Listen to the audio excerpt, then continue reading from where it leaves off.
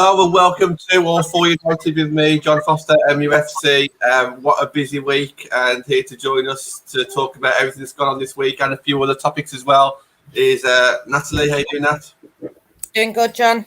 Happy to be on. Yeah, it's going to be a good show. Obviously, you're going to start the show off shortly. You've got lots of things to address, and I think it's really important that we probably start the show on this.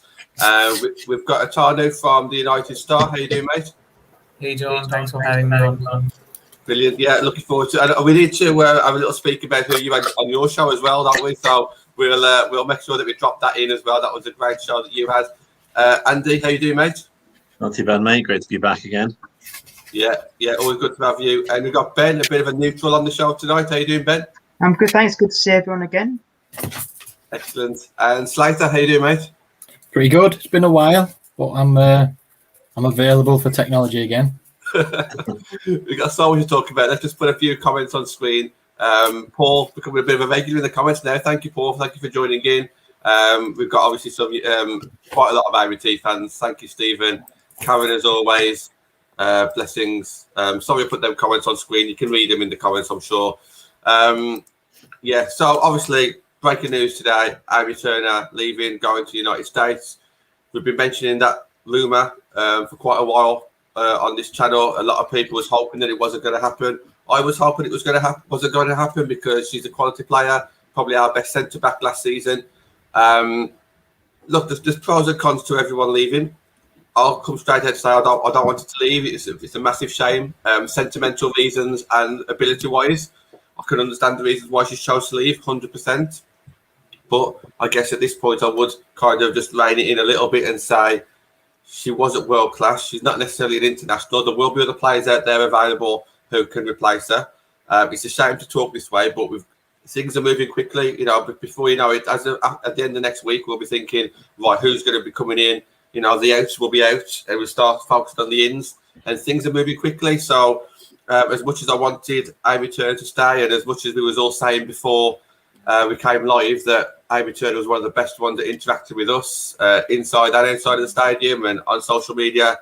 As much as all this is happening, things are happening so quickly that we just need to kind of just take a week to kind of remember all the good points, and then we just kind of got to move on, haven't we? John Fry, one of the biggest Amy T fans.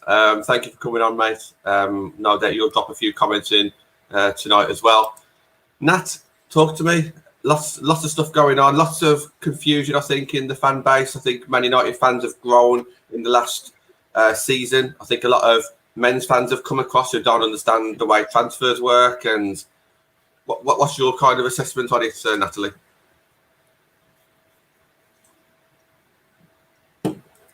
Nat, you're on mute. 1 second, mate. Let's unmute her.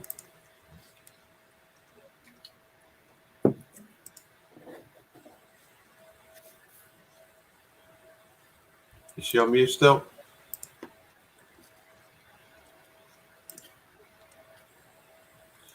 Let me just put like a comment in the private chat. Oh, she's gone completely. I think she must be sorting it out.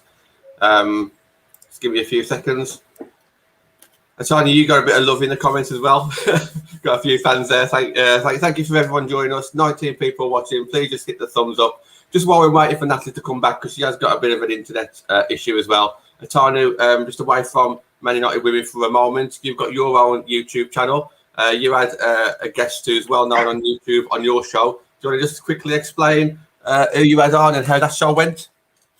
Yeah, so most of us have heard about the fan channel named Stratford Paddock.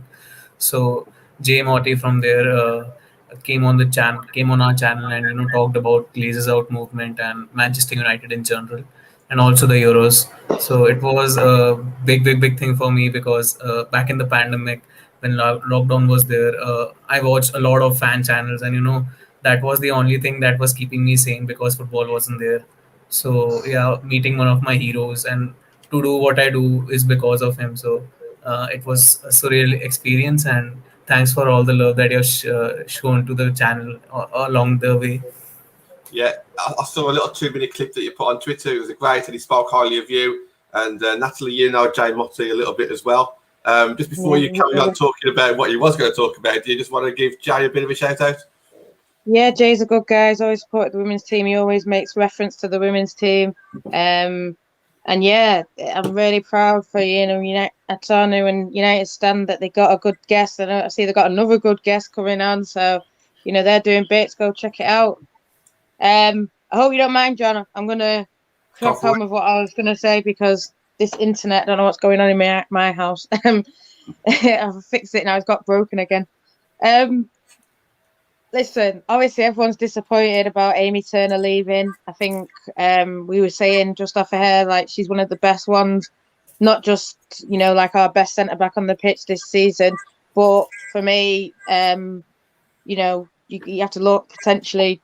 She's sort of worked her way back up into that position, but through working hard and, like you say, she's a great player. But like this is probably going to be her last.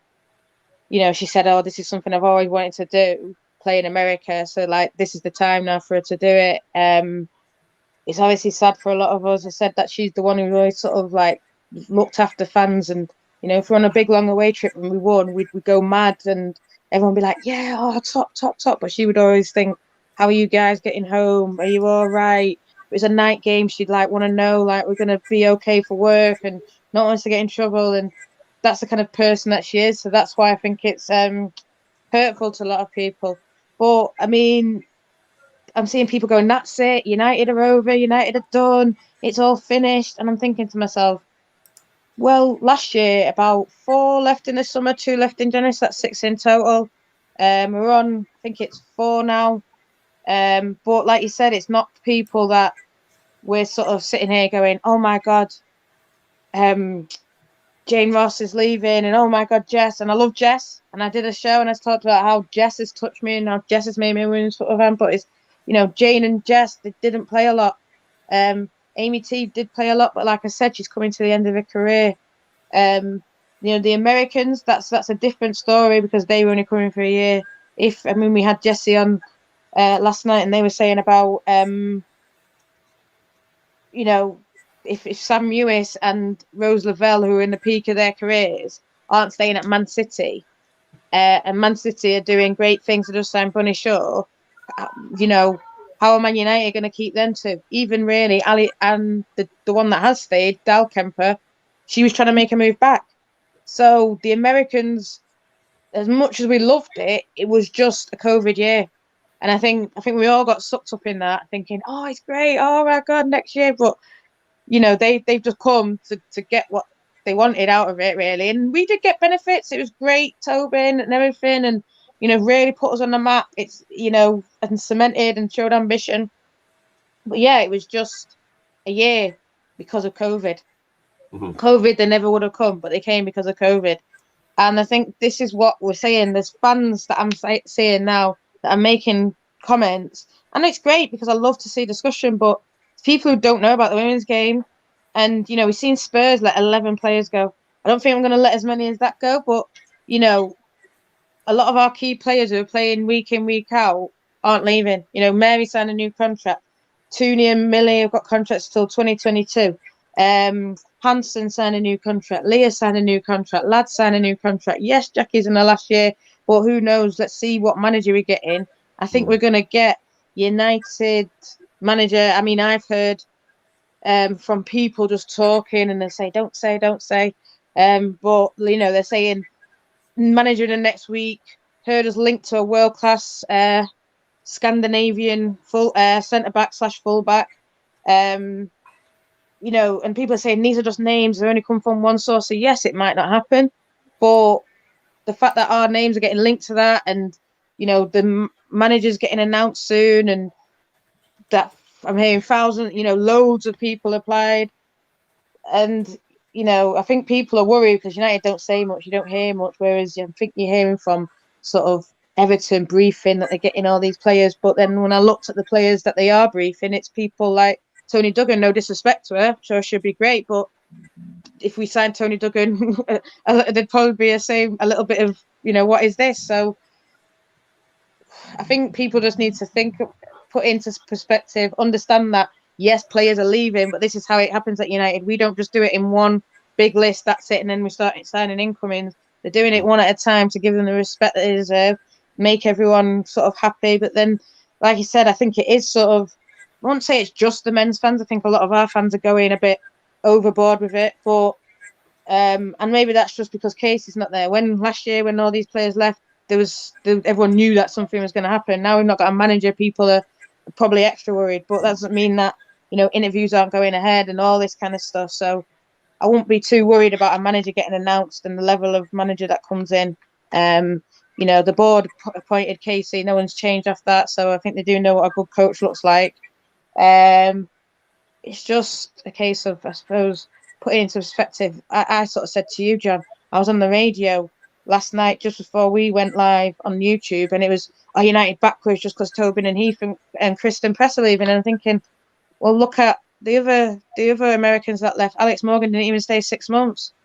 I don't know. That's just my take. I think we need to be patient, take time. And someone said to me just before I came on, let's judge it in September when it's all closed, and then you can say, right, that was good, that was bad, this is where you went wrong, this is what you should have done. I mean, we know that Bo Reese has done. We know that, you know, 2 or 3 other players are done. We're only hearing of the WSL players that are done. You know, I think there's going to be some other signings coming from abroad, and yeah, let's see who they are, where they come from. Like I said, I've heard of a good defender that's coming in, more of the world class level. So I think let's wait and see if these moves come off, and let's see where we're up to at the start of the season with a new manager in charge. And I think once the manager is announced, that's when it'll all change. That's when everyone will pick up again. But at the minute, the doom and gloom, I think, is you know, when Casey left and the reasons and all that. But they've come out and said, listen, it's going to change. They're in Carrington next year. If they were saying they're in LSV next year, yeah, I would be like, right, you know. But they're saying they're in Carrington next year. We're adding this. We're adding floodlights. We're adding pitches. We're doing this. Yeah, it's all talk. Let's see it happen. But there's nothing to suggest that they're not going to be at Carrington next year. So let's just, you know, take it step by step. We knew these people were going to leave. So it's not as if, you know, Jackie's left, Haley Ladd's left, this and that. You know, that's just my take. I know, and I accept everyone's opinion, but I think let's put it in perspective that way. I'd like to spend a bit of time just chatting to everybody else on the panel as well tonight about how they what their thoughts are regarding. Obviously, I don't think anyone's positive about what's going on, but I think there's a difference between being positive and actually understanding it as well. First of all, there's a comment on screen from Blessings. We did predict a load of players, and we kind of wanted a massive overhaul, even when we was top of the league, and we still saw a lot of players in our squad that maybe should have belonged there. So I can kind of understand that. Thank you to Emma in the comments, by the way. So if anyone wants to check out a rival show, Emma is a Man City fan, so please check out Man City Fancast. Fantastic. Anything that you want to learn about Man City, please check that one out. It's a quality podcast, so please check that out. Just before I bring Andy in, I just want to kind of jump on what Natalie said there. From what I'm seeing on Twitter, and you know, I'm part of it at times as well. Sometimes I tweet probably too quickly, and maybe I should take a step back. When you see, as an outsider, when you see that Preston Heath, 2 World Cup winners, have left, when you see our number 9, one of our top 3 leading goal scorers, Jess Sigsworth, has left, when you see all the goals that Jane Ross has scored in her career left, and when you see Amy Turner, our best centre-back last year, left, on paper, I can see why people are getting frustrated. But obviously, some people don't realise that they might only be on a 1-year contract. Some of those players didn't get much game time. Some of the players are doing it for themselves because it's unfair for Jess Sigsworth to stay at the club and be 3rd or 4th choice striker. She deserves to shine somewhere else. Amy Turner, yeah, massive loss for the club, but 1, she can be replaced, and 2, she wants to do something new now. You know, she can say that Manchester United was a success in her career, and now she wants to do something else in the States. So I think for me, the one player that will probably end up leaving, which is a kick in the teeth, is LJ, because she's choosing to go to a rival. And again, I understand that as well. She's going to a rival, but she's going close to home. She's going to be with her brother. I even understand that, but I can see both sides of it. But at the moment, I just think everyone's focusing on the negatives because all the outs are decent players, and we haven't got any ins yet. we're managerless. It's come off the back of Casey Stoney leaving. It's come off the back of all the talk about training facilities being really negative.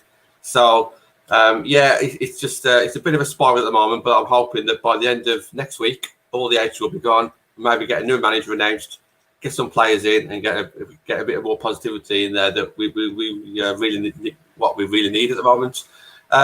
Andy, bring yourself in, mate. Before we start coming onto your topic, let's just try and round up what Natalie's kind of saying. There's positivity, there's negativity. Where are you kind of at the moment regarding Man United women's team? I mean, to be honest, I can't agree more with that was saying. I mean, I think, just looking at it, you have to realise as well. I think certainly that, the salaries in the game in the UK has only recently happened. And unfortunately, she's had a large amount of her career where she wouldn't have been paid. So, for someone who's looked after, and clearly believes in the club, and, I've seen her, week in, week out, home and away with that, and with the other members of the Barmy and the other fans as well.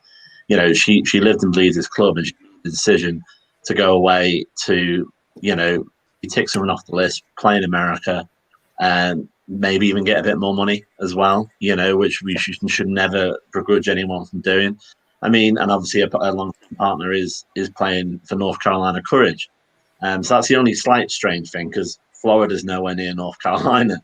So they're not actually moving to be close as such. But obviously I appreciate that the time zones are a bit easier, probably.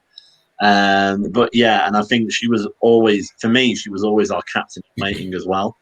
If we did decide to move on from P. So that's another thing that's a bit difficult. But I think, I was just thinking, listening to what you were saying and what Nat was saying.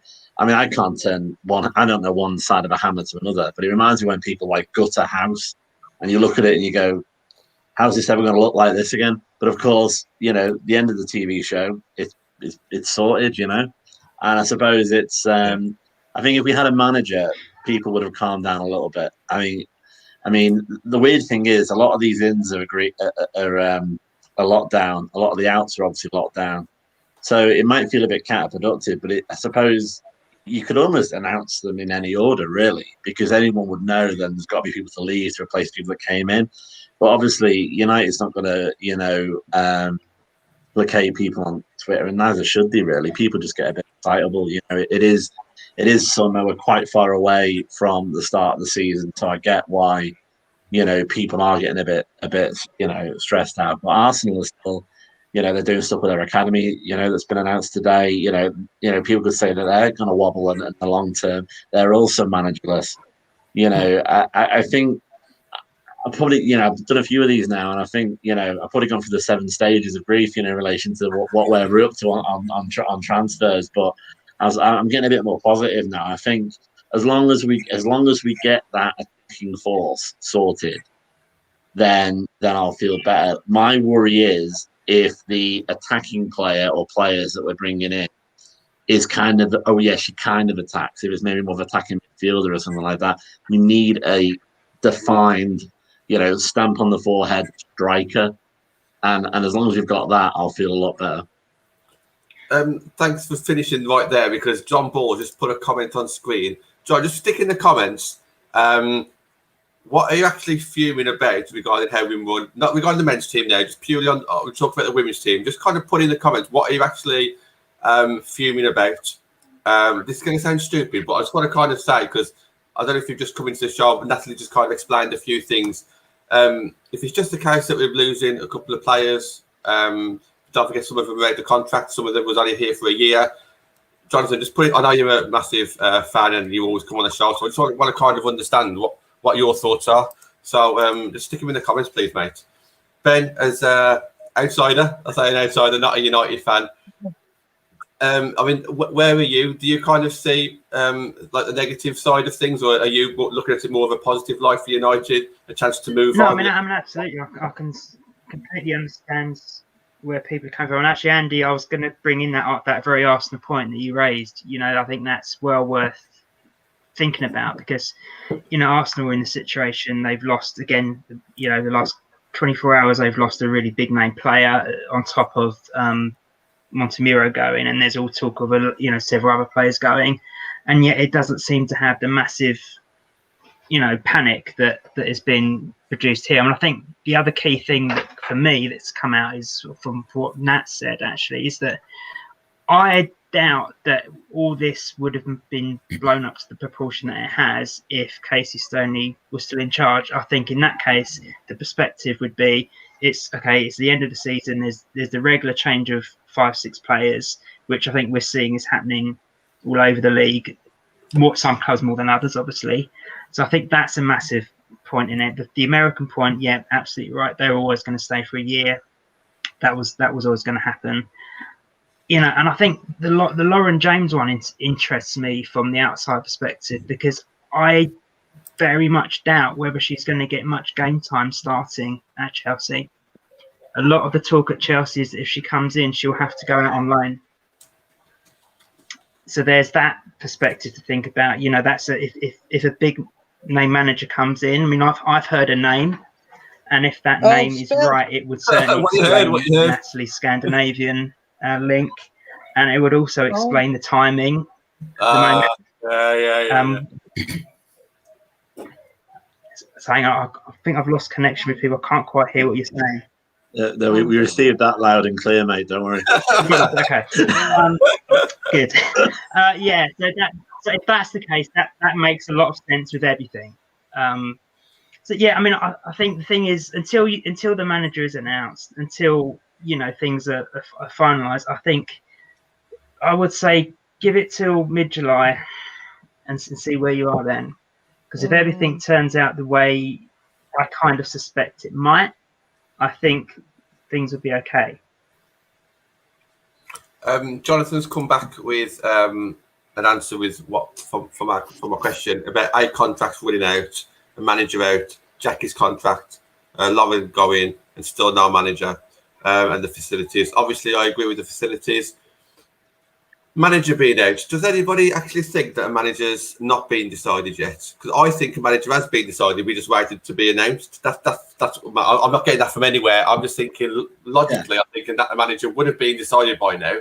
We just waited. So I think the manager is there. Jackie, Lauren, yeah, absolutely. I think that is a loss for the club, definitely. Jackie's contract, yeah, he's run down to the final year next year. Massive player. We can't let her go. But I suppose it's kind of normal, is it, in the women's game to kind of let it run down, then we renew at the end of the season or trigger a 1-year extension. But the 8 contracts running out, I just think that, Jonathan, you might know women's football more than me, but from what I've seen, contracts do kind of run out, and then obviously you just choose to renew or not renew. It's a shame that we're in this position, but I just think with the players that we've lost at the moment, it's kind of like I just said, I just reiterate what kind of Natalie said at the start of the show. Jess and Jane Ross didn't play too much anyway. I don't think many fans would be upset that Jess has left, but it's probably for the best for the club. Preston Heath was only here for 1 season. We'd have liked him to stay longer, but it wasn't really the case. And Amy Turner, yeah, that's slightly different, but that's her personal choice. She wants to go to America. So for me, the only loss that we're going to really have is probably Lauren James, and that includes some of the names that's going to be released next season as well. Definitely agree about LJ. Definitely agree about facilities. If we haven't got a manager, definitely agree with that. I just want to kind of jump on that because, Jonathan, I know you're never actually on the show on the panel, but you always bring in some good comments. So I just wanted to kind of involve you in that. We're going to ask Slater then, just your thoughts on the positivity and negativity, and then if you want to maybe go into your own topic, because we're 25 minutes in, but I think a lot of the topics maybe tonight would have been to do with transfers and ins and outs anyway. So, Slater, come on, mate, what you got? I think talk about Lauren James first. Obvious quality, but I don't think she's a player we're going to miss this season. She's a player we'll miss in 3 or 4 years' time. So as far as this season goes, and we are very much looking short term at the moment to see where we're going to be and how that'll impact our growth in future. Next season is the important one. So she's a huge miss, but she's not a huge miss this season, I don't think. Beyond that, you look at the quality of players going out, and yeah, the players we love, but it doesn't mean that the players that we're going to suffer without. I think I've noted down a rough first 11 of players that you would be happy going in as first choices. If they stay fit, obviously, you've got Galton, Rousseau and Hansen as a front three. Midfield of Jackie, Toon and Ladd. with Staniforth and then Boarisa supposedly coming in. So your midfield's looking okay. You've still got Zellem in there as well. And it's only really defence where you're thinking, you've got Honor, who's first class. Millie, if she gets to her best, is good enough. But you're looking at wanting upgrades in those areas. So in that sense, yeah, Amy Turner is a big miss. But she is a kind of player that, as much as we love her and she gives everything, you're looking for somebody better to come in anyway, even if you keep her. So I think it sounds like a lot going out, especially with no manager, but in reality, I think it's not that bad. With our 11 is pretty good. Yeah. The biggest thing we need class at the back, and we need depth. Depth is something we've suffered for. You got Russo and Fuso up front, who, how many minutes did they rack up between them last season? Not a lot. But Russo, especially when she plays, it looks like she's going to be top draw. So if she stays fit and is our first choice striker, no disappointment with that. Fuso came on a few times. We didn't get the chance to see what she can do. So we don't know about the depth up front. What depth have we got on the wings? Not a great deal now. Midfield is the place where we look good. So I think it's the first team looks good. The squad depth is something I hope is improved massively. And the defence, Nat says she's heard about a top-class centre-back coming in. That'd be great news. Announce that. Get that announced. Tell us. I think you could say that about everything. Like Andy said, you could say these things in any order. If they announced all the ins first, you'd be saying, we've got too many players. How are we going to give people minutes? We need to get rid. And then the outs come. It's a different story. It's like when somebody comes up and says, do you want the good news or the bad news? Do you know? The order makes a big difference. So I'm not worried. I think on the surface, and Twitter is for knee-jerk reactions. That's why you only get 280 characters. If it was for in-depth analysis, there'd be essays instead of tweets. So keep reacting on Twitter. That's the enjoyment of Twitter for the most part. There's some toxic on there, but most of the knee-jerk reactions are the entertaining bits. And then you can save your in-depth analysis for. I'll call this my topic since we're half an hour in. But save your in-depth analysis for fanzines. It is odd. This is issue 1 of United Women's Fanzine, first fanzine in women's football. We strongly believe. Issue 2 will be coming in August.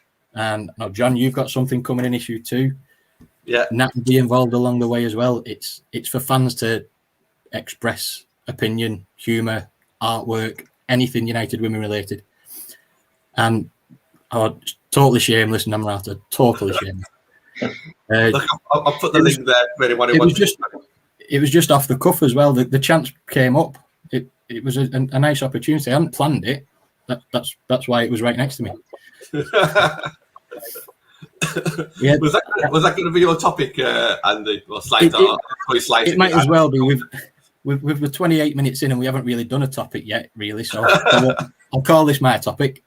And yeah, I would like to hear other people's views on fanzines, what they think of it, whether it's something they've experienced before. Obviously, followers of the men's game, United men's have got 2, used to have 3. I would imagine almost every men's team has a fanzine. I don't believe any women's team does. And that's what made me think women's fans are desperate for content. Why not provide some? It's easily done. I'd also like to know about other fans of other teams as well, what their view is on fanzines, whether it's something they've seen before. I'd love it if other clubs followed suit, saw this and thought, why don't we have that? And the answer is you can. It's by fans. I've no experience in journalism at all. All I've done is write a couple of bits for Red News. Thought, what if the women's team had one? Could it be done? And looked into it a little bit, and it can. And it has been. So, yeah, John's put the link down in the comments. Yeah, it is there, yeah. So if you want to buy it, go for it. I posted 3 more out this morning. We do ship internationally. There are a couple of countries covered on the online site. If your country isn't on there, then send me a message and I'll check it out. It's a small letter, so it's going to be a basic price. It'll be easy to find out. So yeah, if you're interested and your country isn't on there, get in touch and I'll look into it. Awesome. And we got a City fan in the comments. Is there any kind of fanzine for Man City? Have you ever seen anything? So let us know in the comments. Tanya, do you want to kind of like jump on that then, just to kind of get you involved in this conversation? So obviously, what Slate has done is he's created this little fanzine where fellow Man United fans write a little article. It all gets combined into a fanzine, and it is really good. I've just ordered. Well, I've got the link on screen. I'm going to order mine later. I know a lot of people have already got them, but where you are, Tanya, do you ever see anything like that? I think it's a fantastic idea. What about yourself? Yeah, I think that's something wonderful that Slate is doing. At the same time, I don't see many fanzines, like magazines from fans in India. Maybe for other sports like cricket, which is very famous in India. But for football, I don't see people printing or, writing some stuff. It's all on social media or, blogs on internet. That's it. Yeah, I think it's a great idea because it raises awareness, and I hope your sales go really well. Because obviously, if the sales go well, not financially, I want to bet it means that people actually want it, and if people want it, then you know you're doing the right thing. It's like us. We do this. We do this for free. We're not going to get any money from doing these YouTube videos, but because we know people watch them, we know that we're doing it for the right reasons because people want them, don't they? So, Slater, yeah, and I'm looking forward to seeing my article in there as well. I forgot what it was. I knew what it was about. I remember what it was about, but I forgot all about it. So I need to find that second issue as well. When is the second issue out, Slater? Any ideas? It's going to be August. We aim to have it printed and available, ready for the start of the season. And going forward, we're hoping to be able to sell it outside the ground. So anybody who isn't on Twitter, who maybe hasn't seen it yet, will see it outside the ground and get involved. And that, from 21 years as a season ticket at Old Trafford, one of the sounds you go into the ground is Red News out today. Red News only £1. Now, it's not been only £1 for a good few years, but that's how long it's been going. Red News started in 1987. It's an old thing in men's football, and the fella that runs Red News, Barney, he's gave me loads of advice on this. I got in touch with him, and he's been really helpful. And it's a great community to be in with people who are involved in that. So yeah, we're looking at August, and I think we're pretty full for August. I think I might have to squeeze a couple of things out. Actually, we've got that much stuff, and I saw Namrata say she's got something nice planned for the next issue. It's an idea I'm really looking forward to seeing go into print. It's going to get bigger by the looks of it. We have sold enough of issue 1 to fund issue 2, so issue 2 is a definite, and then it's looking promising for sales going forward as well. Well done, mate. I think that's really good. Half an hour in, so we need to start moving on. So Andy, top corner, Andy. What's your topic, mate? I think I'm just sort of really supporting the sort of overall transfer conversation we're having, and I might sort of try and sort of weave in what Slater was saying about LJ and Ben as well. I mean, yeah, you can't get your way around it. She's going to be a great loss, a loss to the club, and and I would have said this even if she had stayed, but she wasn't the perfect player. She wasn't, no player is, and the amount of times, I can trust me, sun, sleet, rain, snow, fog. If you remember that game, I can announce it completely. Where she's on goal, we're screaming to shoot, we're screaming for her to pass, and she doesn't pass, and that's the biggest hole in a game. Now I don't know, as you say, if sort of 3 seasons time, she'll start doing that, but it was almost becoming a bit of a sort of playful sort of joke on the sidelines. When is she going to actually pass? And I'd just be interested to see whether or not Chelsea or the other clubs will actually take that. And it would be interesting if she goes to Chelsea and then gets loaned out to, think of whatever the most northern WSL club is. If there's a geographical reason for her to be, close to her brother. But I think, yeah, as I say, I think people, like we've been sort of trying to weave through, need to calm down a little. I mean, yes, it is funny. I mean, we are not the worst. We have not got the worst facilities by a country mile in the WSL. I want every women's player to have the best facilities they can have, and especially for United teams. Like, it goes without saying, there are other clubs that are in a worse situation.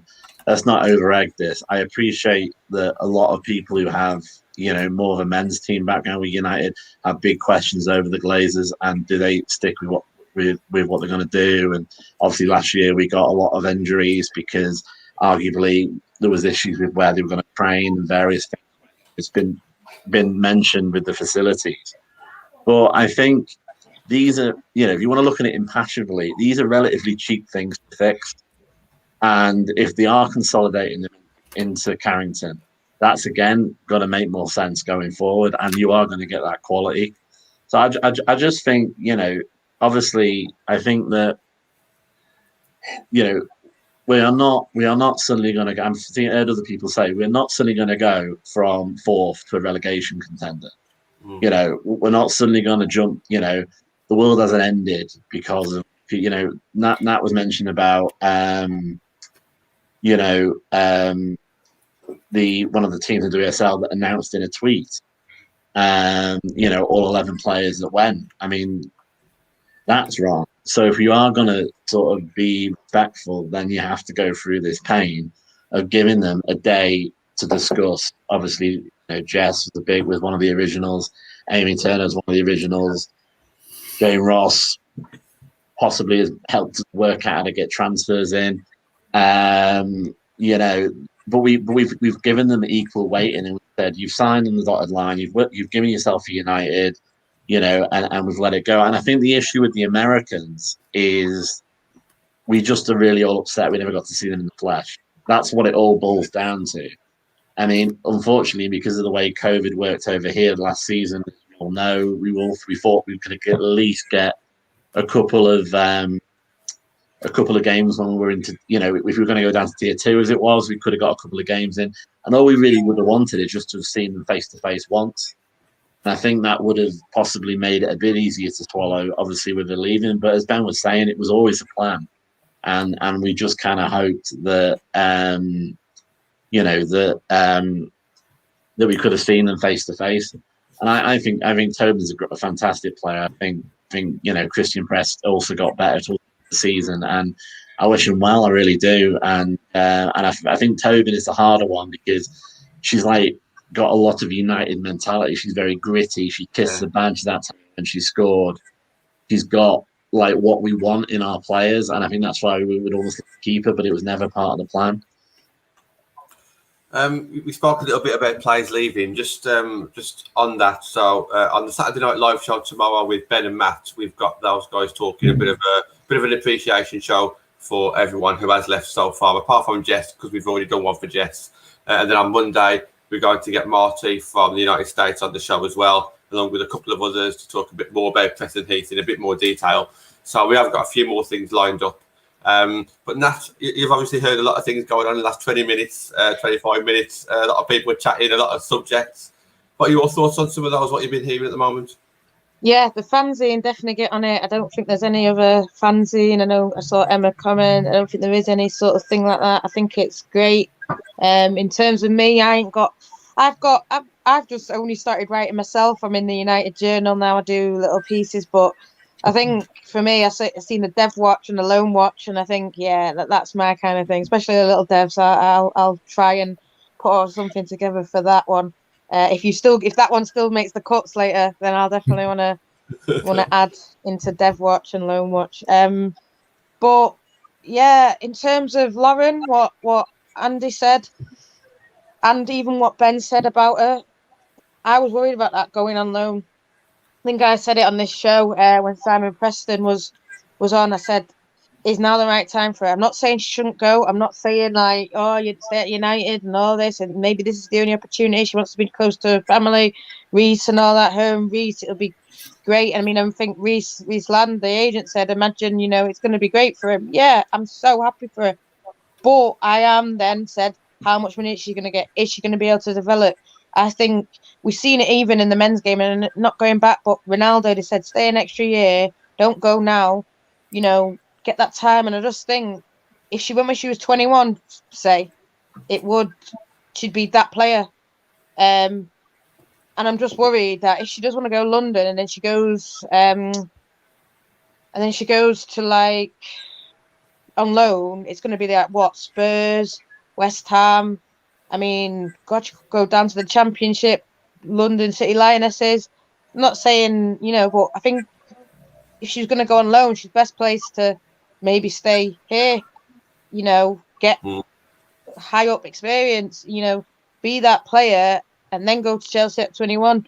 But listen, I think, we're resigned to losing her. I mean, I'd then say, is it worth us even applying to get her on loan if they send her on loan? But yeah, I just think she's obviously going to be in London. It's just, it would be so stupid, but at the same time, I don't know. I think it would make sense if the reason wasn't the fact that she wants to be close to home, because then it's kind of pointless, isn't it? I think if a reason was to go to a bigger club who's got that European experience, who's, let's be honest, Casey Stone is left. She's known Casey for like 5 years or whatever. I understand that, but I think I do generally think she could have stayed with us on loan if the reason wasn't the fact that she wants to move close to home, because it just would have made sense, would it? But I don't know. Maybe there's a twist in the, maybe there's a bit of a twist in the tale. But we'll see. And I mean, apparently, this Amy deal, they're saying, there was a bit of allocation money. So whether they renewed a contract and then she decided, no, I wanted to play in America, I don't know. But, Lauren is under contract. And I'm not saying let's keep an unhappy player, but I just don't want us to roll over, get our bellies tickled in a way. Oh, yeah, bye, Lauren. See you later. Really make them think, like, let the manager come in and speak to her, and then maybe. So Lauren might be one that we're expecting all the outs, but Lauren might not go when all the outs go, if you get what I mean. They might wait for the manager to come in and then speak to her, which I think would be better, to be honest. But I don't know whose topic's next. Well, I'm going to bring Ben in, but just before I say that, I just think with the amount of attacking players that we've left, that's left, and we've only 1 or 2 rumoured to be in, maybe, LJ's not been announced, obviously, just yet. I know we saw that little leak on the Chelsea squad number list or squad shirts or something, but that was nothing major. The deal's still not been announced. Maybe we have still got a bit of hope of maybe keeping her, but that is only hope. I think that's all it is. I think, I do think at some point she will end up going. Ben, let's bring you in, mate. Waiting patiently there. What's your topic, Ben? Well, before we do, I just want to bring in go back to the fanzine thing, because it's making me feel very old. I think I'm clearly the oldest person on here, because I can remember there used to be one shop up in London where you could go and every single football fanzine from every single club you could possibly imagine would be on sale there. You can go up and pick a different one every week, and it's brilliant. As far as I know, there is one women's team in Hampshire but they do it a joint fanzine with their men's team. But other than that, and they're right low down in one of the Hampshire leagues. But other than that, I think it's a fantastic idea.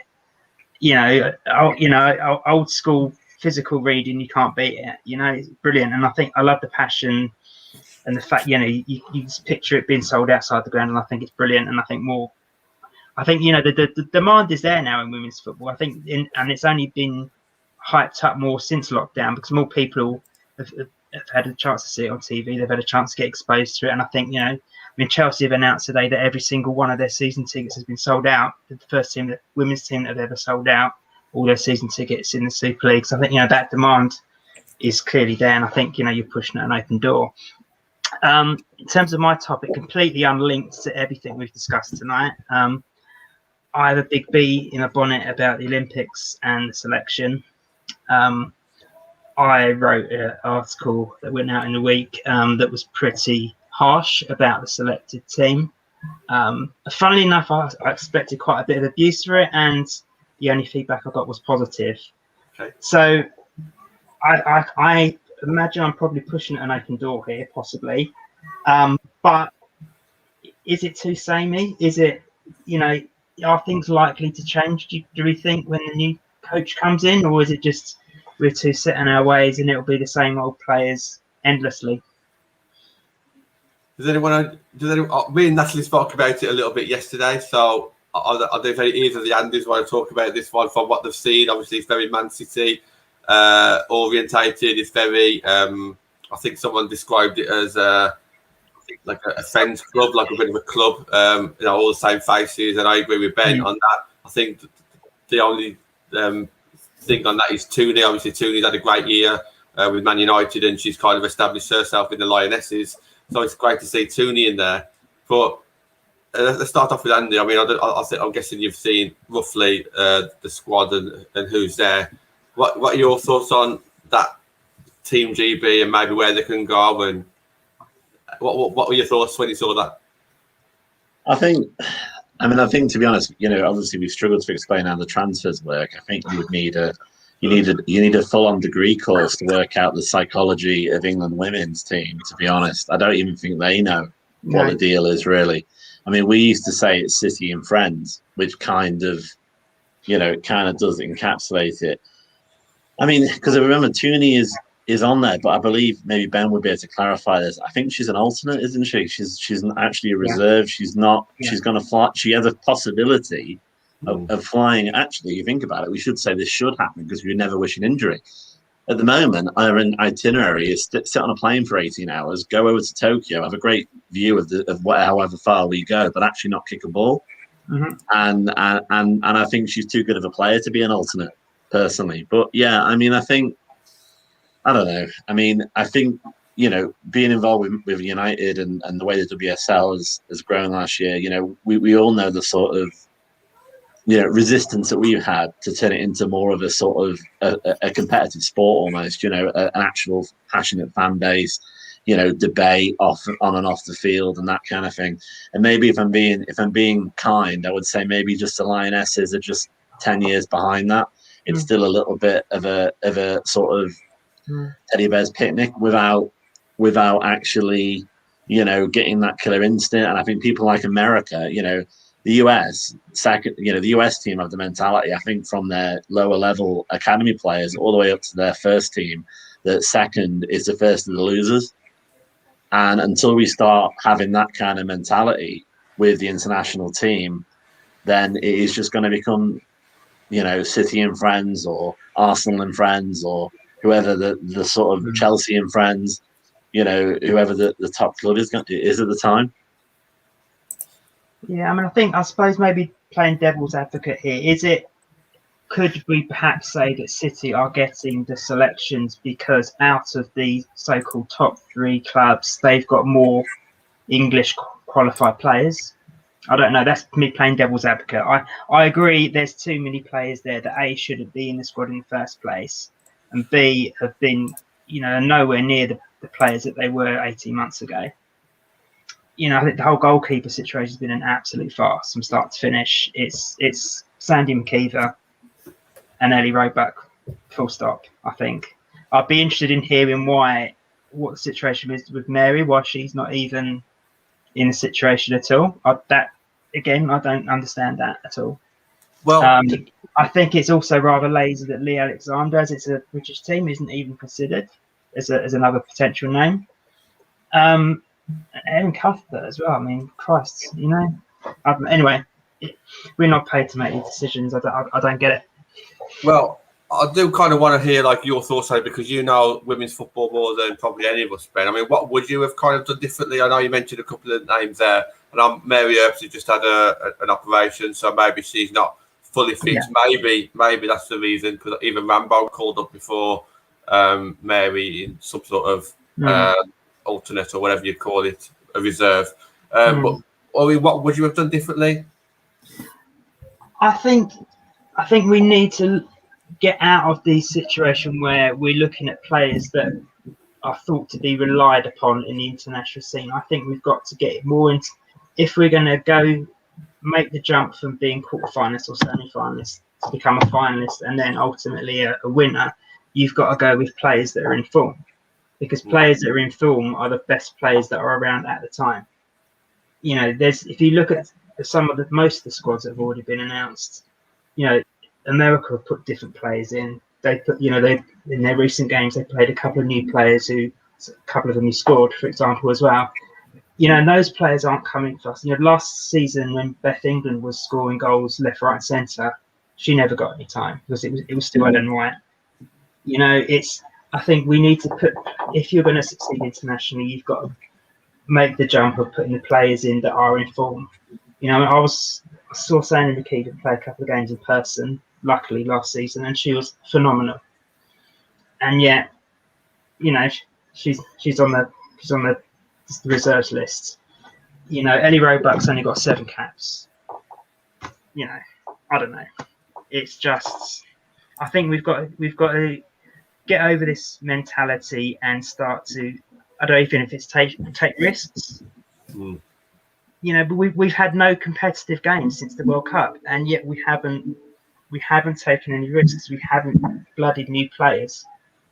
That's a massive lost opportunity. How many teams do you have 18 months or so with no matches that ultimately the results matter? That's a wasted 18 months. So I'll ask you the same question that I'm going to ask Slater. Would you have put any Man United players in that squad apart from Tooney, or would you have put actually in the not necessarily the start 11, but the actual proper squad? I think if it was me and if I was going for players that are in form, then yeah, it's absolutely worth a go. I think, unfortunately, because of the mentality, she didn't have a hope in hell, sadly, because of the way things are. And she's not the only person who suffered because of that, unfortunately. Slater, apart from Tooney, could you see anyone else kind of jumping through the back door? Because we kind of started off the season really well, but kind of fizzled away towards the end. Would you have kind of took a chance on any of the United players? Well, coming from being a fan of the men's game and the way United's relationship has been with England, I've always been keen on keeping our players at home and safe. But yeah, but I mean that is different in the women's game, because in those days United players were challenging for European Cups, so playing for England was a distraction. But in the women's game, what an honour, what an opportunity.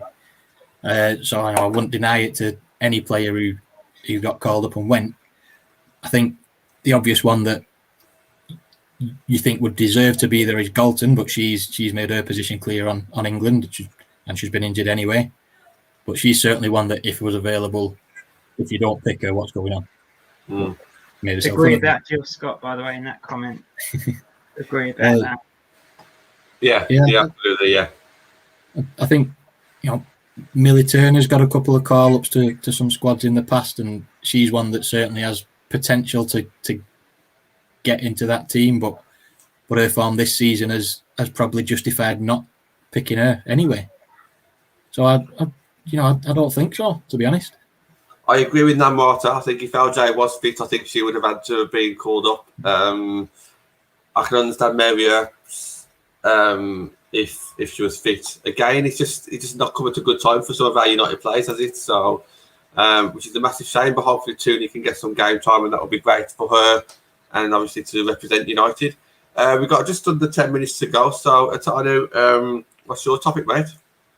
Yeah, I wanted to talk about why strengthening our defense should be the priority right now after we appoint a new manager. Because when I see the players that we have right now, I see that we can field a decent 11. In the front, we can have Russo, Carlton, and Hansen and Carlton on the wings. Russo up front, Haley Ladd as the CDM, Jackie Ronan and Ella Tooney as the other midfielders, and then a fullback is Ona Bhatia, centre back is Millie Turner, and then there's this centre back that we need to get. I think Maria Torres' daughter can do a good job, but still, is it the same 11? Exactly, the same 2 places missing, and the exact same 7 players listed. Yeah, so a centre back, like if Amy had not left the club, I think I would have taken her into consideration. But at the same time, I think a fullback is the priority, because we have seen how good Ona Bhatia has performed, and I think a fullback needs to be the priority. I don't remember who said this, but right now for other positions we need squad depth, but for defense we need a starting 11, 2 starting 11 players. And like Sir Alex used to say that attack wins you games and defense wins you titles. So if we need to challenge for a title, or get that top 3 spot, I think we need to get a good centre back and a good full back. I think it's a great topic, and I think I might put a bit of a Twitter poll out there because of the amount of strikers that are leaving, and because we didn't score many goals last season, you could argue strikers is a priority.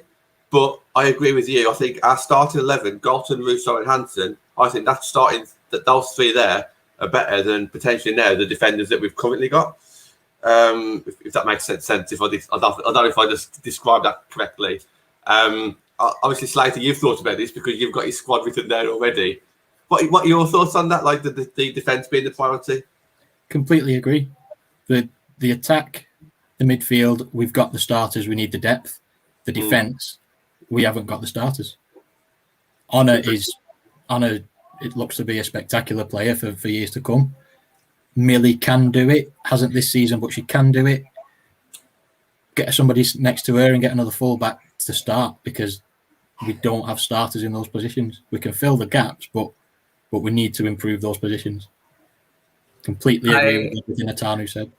Yeah, I saw that a City defender by the name of Mannion is linked to us. I haven't seen much of her, but I don't think she fits into the starting 11. So we need a starting 11 centre back. Okay, 2 things. Emma, if you're still in the comments, being a City fan, please drop your thoughts of that. Ben, obviously, I'm going to bring you in on this one. You probably know Mannion a bit more than some of us. What are your thoughts on that? And obviously, I think you're absolutely right about the defence because I think in the games later in the season, when you played, the Arsenals and the Chelseas, ultimately, I think it was situations at the back that decided those games, away from your perspective. I mean, I think that's something that needs to be focused on. I think, at the moment you're really, really solid and hugely competitive against 90% of teams in the league, and it's good enough to win those games. It's just breaking that next step, isn't it, to qualify for Europe? And in order to make that step, you're absolutely right. It is defenders, and I think you're right in terms of Manning. I don't necessarily think it would be a move that would be hugely better than what you have already. Amy, you're always in the comments. If you're on Twitter, just let us know because I don't know if I've got you on Twitter, but you're always on the comments. So thank you very much for keep on joining in every show. Andy, your quick thoughts on that one? Defence priority or attack priority? Because I'm 50-50. The point is that I'm struggling because I disagree. If I'm honest, and I know that's dangerous because there's a lot more people on here that know a lot more than I do about women's football and football in general. But I just remember watching those watch-alongs, and we had no firepower at all. And and obviously Leah Galton's the best player we've got. I'm out loud. I think she's brilliant, but she's not a striker. She's attacking winger. She's not an actual striker, and she's great. She's brilliant, but. We need to strengthen our defence. I agree, we've not got an unlimited budget, and I know what you were saying about Ferguson with attack and defence. It's not that different from what Vince Lombardi said in the NFL about attack wins games, defence with the Super Bowl. Every sport says the same thing, but I just remember too many times where we went down against the City, against Chelsea. And we had literally nobody that could score on the pitch, apart from Hansen, and again, I mean, I think if we had a couple of holes left in defence by the time September comes, but we've got a good striker, we might just end up being one of those teams where if you score 3, we'll score 4, which I actually, to be honest, instinctively enjoy watching more than the more tactical teams. It might just be that flavour of me, really, the way I like to watch football. Definitely a great debate. Go on, Andy. Slater. I think the caveat to that, because Andy is right, the caveat is Russo up front depends on potential and staying fit. So we didn't have her last season. When she did play, she looked the part. And, the point is useless if she doesn't stay fit this season or doesn't live up to potential. So Andy is completely right.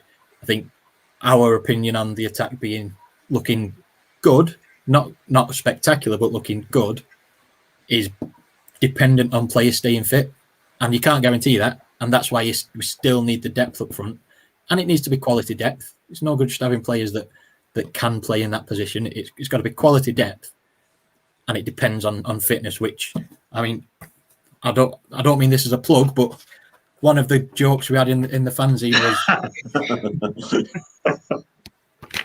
that's still a problem. If injuries have been a problem, will there still be a problem? So we've got to prepare for that. But yeah, Andy's completely right that we didn't have the firepower because it was all on the bench or on the treatment table.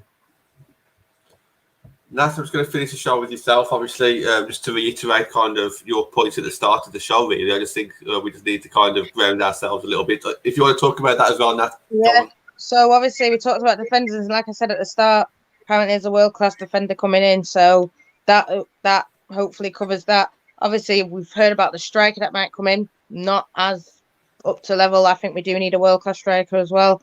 I think get both, and then that covers a lot of things.